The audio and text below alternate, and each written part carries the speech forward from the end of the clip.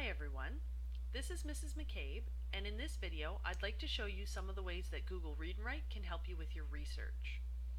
So I'm online and I'm reading an article called People Just Like You Are Fighting for Environmental Justice. And I've gone through and I've started to add some highlights. So if I'm highlighting words I need definitions for in pink, I could take a word like biodiversity, highlight it, and then just click on the pink highlighter. Okay, and you've got 4 different colors. So for example here, I'm using pink for words I don't understand, blue for good quotes I want to keep, and yellow for information about Maya, who is the subject of this article. So once I have my highlights done, I may need to look some things up. So let's take a word like biodiversity. If I need a definition for it, I can click on the dictionary button, and it will give me the dictionary definition.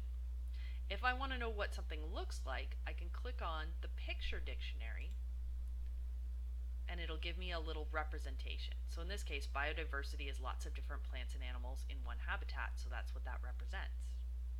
If I need more information than that, I can click on the web search button and it'll give me an automatic Google web search of what biodiversity is. So lots of different websites all about biodiversity.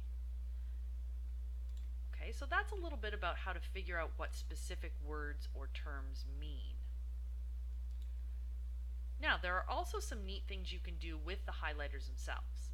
If you want to put all of your highlighted sections together into notes, you can click on the Collect Highlights button, and it'll ask you if you want to sort them by color, which is what I'm going to choose, or by position, which is like your first, second, and third quote in order. So you click OK,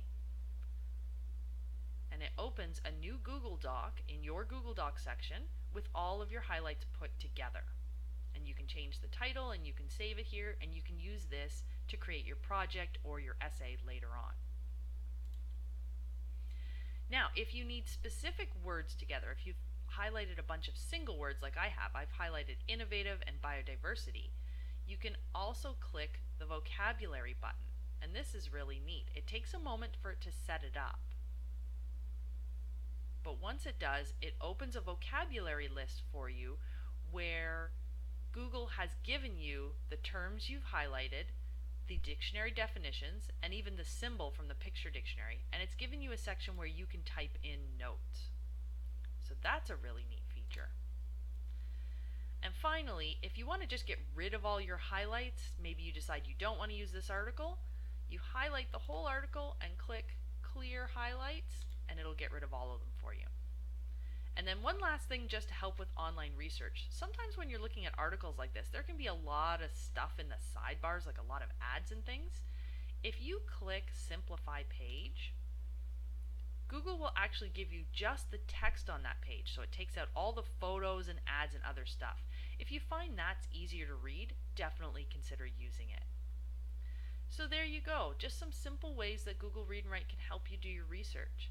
If you have questions about any of them, please talk to your teacher or come and see me in the resource room. Thanks so much.